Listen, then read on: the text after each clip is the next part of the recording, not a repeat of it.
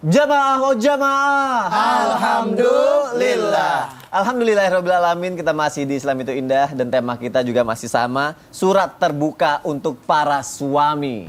Dan saya juga mau melayangkan surat terbuka untuk para jamaah yang ada di rumah. Mungkin ada yang mau berkeluh kesah, mau curhat, mau memohon meminta sesuatu atau mau dibantu didoakan. Insya Allah nanti akan dibantu didoakan ya sama guru-guru kita, dan juga nanti akan diaminkan sama seluruh jamaah yang ada di rumah. Caranya tinggal serbu aja nih kolom komentar media sosial Islam itu Indah ya. Insya Allah nanti dibacain di segmen berikutnya. Ayo langsung diserbu sekarang. Kalau gitu sekarang aku mau kasih lihat lagi tayangan untuk jamaah yang ada di rumah nih.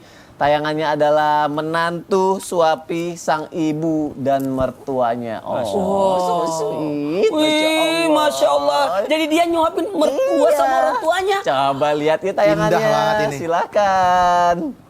Pengantin pria suapi ibu dan mertua saat makan di acara nikahan. Beredar video viral seorang pengantin pria menyuapi ibu dan mertuanya saat makan. Nampaknya pengantin pria sedang duduk istirahat di momen acara pernikahannya.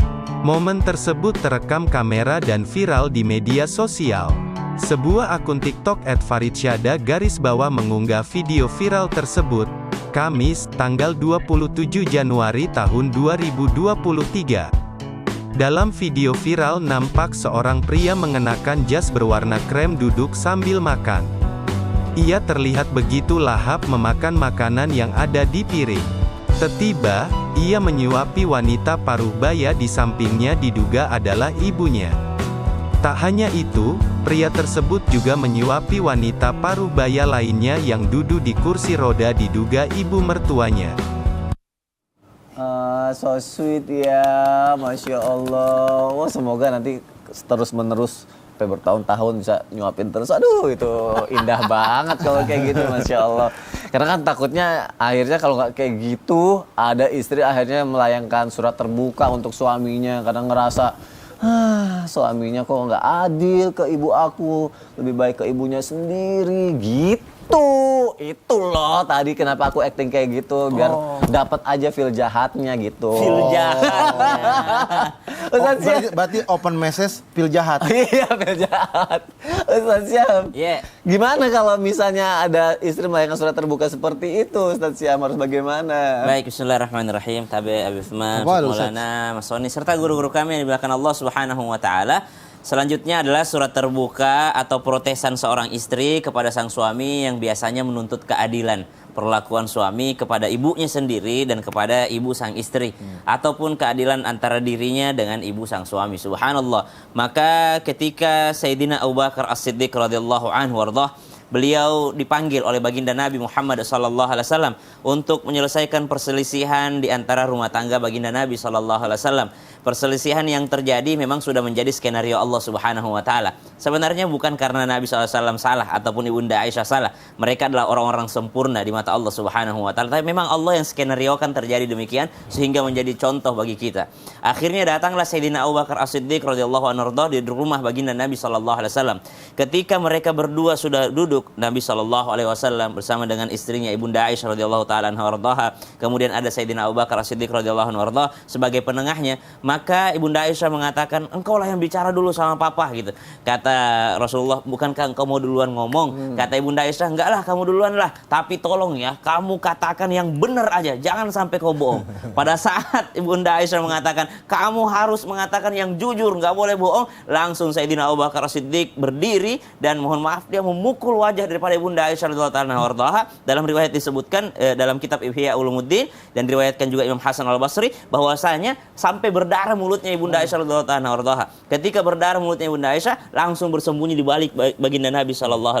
Kata Abu Bakar Siddiq, engkau menuduh seorang nabi, seorang utusan Allah akan berbohong. Bagaimana engkau ini? Subhanallah. Jadi bukannya dibelain nama bapaknya, tapi malah dibelain nama suaminya sendiri. Engkau kupanggil ke rumahku, kuundang ke rumahku bukan untuk melakukan ini, bukan untuk menghukum anakmu, tapi engkau kupanggil untuk mendamaikan kami. Subhanallah. Jadi dari kisah ini kita mengambil pelajaran seorang mertua yang luar biasa. biasa, yaitu Sayyidina Abu Bakar As-Siddiq. Bukan membela anaknya, tapi membela menantunya. Subhanallah. Jadi ada timbal balik yang luar biasa terjadi ketika seorang menantu dengan mertua berlaku berakhlak mulia.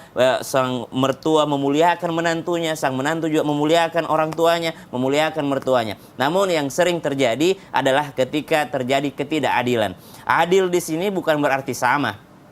Karena bakti seorang anak laki-laki tetap kepada ibu kandungnya. Bakti seorang anak laki-laki disebutkan dalam Al-Quran tetap untuk menafkahi ibunya, tetap untuk berbakti kepada ibunya, tetap untuk merawat ibunya. Berbeda perlakuannya terhadap mertuanya, tetap berbeda kedudukannya antara ibu kandung dengan ibu mertua. Tapi jangan sampai terjadi kezaliman di dalamnya. Kalau sudah zalim berarti sudah tidak adil. Adil ini kan bukan sama, bukan equal, tapi adil itu adalah menempatkan, oh haknya seorang ibu kandung seperti ini, haknya seorang ibu mertua seperti ini. Jangan juga ada seorang suami menghalangi istrinya untuk berbakti kepada orang tuanya. Subhanallah. Maka adil itu adalah menempatkan sesuatu pada tempatnya, pada porsinya masing-masing. Tidak berarti sama, ya, tidak berarti sama bagiannya, tapi menempatkan sesuatu pada tempatnya, berakhlak mulia di hadapan ibu mertua pun demikian, atau ayah mertua pun demikian. Allahu taala. Alhamdulillah. Kenapa? Senang rasanya Ustaz. Masya Allah, tausiahnya bagus banget. Masya Allah. Realita banget dengan kehidupan Ustaz. Oh, ampun. Kemarin aku ketemu kan mertuanya berangkat umroh, ibunya berangkat umroh. Oh, giliran Ustaznya yang baik-baik dibilang realita, giliran aku yang jahat-jahat dibilang realita aku. Kan yang di sini realitas semua. Enggak, aku tadi acting. Acting apa acting? Acting. Acting apa curhat? Acting. Habib, udah daripada aku dipancing-pancing, aku nanya lagi. Sekarang gini, surat terbuka lagi yang dilayangkan istri kepada suami ini. Jadi si suami ini kesannya kayak harus banget dipenuhi kemauannya. Dia nggak bisa ngelihat kondisi istri lagi bagaimana gitu kan. Pokoknya tetap harus diikutin. Ini kita bicara mengenai nafkah batin ya, Bib ya, gitu ya. Abis katanya aku pernah dengar kalau istri nolak, katanya dilaknat, Bib. Kan kasihan ya istri ya. Masa dilaknat gara-gara nolak kayak gitu? Tapi kalau kondisinya sakit, Nah, itu gimana? kalau kondisinya enak badan, Itu gimana? Kalau suaminya yang nolak, dilaknat juga enggak? Nah, penjelasannya tuh begitu. Penjelasannya tuh lebih akhir. Ampun Mas Wani, Ustaz Maulana yang udah lama nggak ngerti. Bismillahirrahmanirrahim. Allahumma sholli ala sayyidina Muhammad. Kan Habib yang pergi umroh. Kan ikut semua. Oh iya. Masya Allah. Allahumma sholli ala sayyidina Muhammad, ala sayyidina Muhammad. Ketika seorang suami ingin menjadikan sebuah keberkahan terhadap istrinya, dan istri menjadikan sebuah keberkahan terhadap suaminya, maka ciptakanlah ketenangan dan kebahagiaan dalam rumah tangganya. Sebuah cerita yang luar biasa, cerita yang terjadi pada Kholah bin Salabah terhadap suaminya Aus, yang dimana suaminya ini berkata-kata yang tidak baik terhadap istrinya, yang dimana ketika istrinya sedang sholat, dia sujud, ya kan, maka dia berkata, mohon maaf, dia bilang, aku ingin menggaulimu, dengan kalimat seperti itu. Akhirnya istrinya menolaknya dengan tolakan yang baik. Karena apa? Karena dia baru selesai sholat, baru selesai beribadah kepada Allah Subhanahu Wa Taala, lagi mau doa dulu, terus suaminya berkata-kata yang kurang baik lagi. Kamu punggungmu sama seperti punggung ibuku. Inti seperti itu, dengan kalimat yang tidak boleh. Nah, di sini adalah kalimat yang sampai diadukan kepada Rasulullah Sallallahu Alaihi Wasallam. Jadi ceritanya Khawlah ini ngadu sama Rasulullah, dan Rasulullah Shallallahu Alaihi Wasallam mendapatkan wahyu dari Allah Subhanahu Wa Taala sampai turun ayat Al-Quran, yang dimana intinya adalah suami tersebut melakukan kata-kata yang tidak baik terhadap istrinya, atau sama seperti punggung ibunya, zihar. Inilah kalimat alladzi yuzahir, ya kan, yang dia mana menzihar, dan ketika itu terjadilah sebuah hukuman dari Allah Subhanahu Wa Taala. Apa hukumannya? Suruh membebaskan budak. Ternyata Kholah bilang, suamiku nggak sanggup. Suaminya ini adalah yang menemani Rasulullah perang Badar, menemani Rasulullah perang Uhud, dan sudah tua renta. Ya Rasulullah, suamiku ini sudah tua renta, dan di mana suamiku ini nggak mampu untuk membebaskan budak. Terus apa lagi? Terus kata Rasulullah, kalau nggak mampu membebaskan budak, maka puasa 2 bulan berturut-turut. Nggak mampu karena udah tua ya Rasulullah. Terus kalau nggak gitu, kasih makan 60 orang. Nggak mampu, kita nggak punya uang sebanyak itu. Akhirnya sama Rasulullah Shallallahu Alaihi Wasallam dikasih kurma, suruh bagikan. Maka senanglah hatinya, dan terjadilah sebuah rujuk Yang dimana ini harus kita pahami. Jangan sampai seorang suami memaksakan terhadap istrinya dengan paksaan yang luar biasa. Suami harus memperhatikan kondisi istrinya, bahkan kondisi hatinya. Jangan main, kamu kalau nggak mau melayani saya, kamu dilaknat sama malaikat. Nggak kayak gitu. Kita harus mengetahui perasaannya. Menciptakan rumah tangga, sakinah, mawaddah, warahmah, jangan egois di dalamnya. Bahkan seperti ini bisa menghilangkan ketenangan, cinta dan kasih sayang. Terjadi sebuah pemaksaan, terjadi hal yang nggak bagus. Oleh karena itu, sebetulnya seorang suami dan istri ada bujuk rayu terlebih dahulu, kata-kata yang baik terlebih dahulu, hadiah, kasih, senengin, ya kan? Kan ada parodi yang dimana sayang, ayo yuk, misalkan kayak gitu, ya kan? Suami istrinya nolak, yaudah ntar dikasihin belanjaan beli emas yuk, baru mau kayak gitulah. Intinya ada bujuk-bujuk dulu. Maka terjadilah sebuah kalimat-kalimat yang baik dan kata-kata yang baik. Tetapi kalau misalkan ada kalimat dari Rasulullah, kalau istrinya nolak, dilaknat sama malaikat. Kalau suaminya nolak, gimana? Karena kan sama-sama butuh ini kan. Ya kan? Zalim. Nah, inilah yang harus kita pahami. Bahwasanya ada aturan yang tercatat atau tertulis dalam kitab Uqudul Zain, Qurratul Uyun. Ya kan? 2 kitab ini yang harus kita pahamin. Kalau mau menciptakan mahligai rumah tangga, belajar di 2 kitab ini, nanti ngerti sendiri. Karena harus sensor dikit. Oh gitu. Tapi paling nggak memang suami juga harus mengerti kondisi istri. Iya, harus saling memahamin. Nggak bisa langsung, kamu, laknat kamu dari Allah Subhanahu Wa Taala sampai subuh kamu. Aduh. Akhirnya main punggung-punggungan. Aduh, nauzubillah min zalik. Tidur. Aduh, biar nggak dilaknat ya, janganlah kayak gitulah. Makanya suami harus memahami istri juga begitu juga sebaliknya biar harmonis. Jadi jangan dipaksa-paksa yang kayak gitu-gitu. Bacain pertanyaan dari jamaah aja deh. Yuk kita masuk ke segmen Tanya Dong Ustadz. Kami semua tanya dong Ustadz. Ada dari siapa ya? Dari Instagram hamba Allah nih.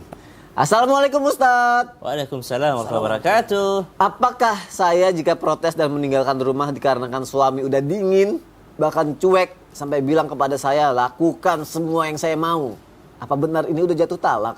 Apa salah saya Ustadz? Saya baru tahu bahwa suami 2 bulan ini setelah kerja diajak teman-temannya ikut dunia malam. Awal-awal saya maafkan, kok tapi makin menjadi Ustadz. Saya bingung harus apa lagi. Gimana nih Ustadz Maulana? Mohon izin, tidak menyelesaikan masalah dengan meninggalkan masalah. Jadi sebaiknya wanita yang baik itu tetap tinggal di rumah.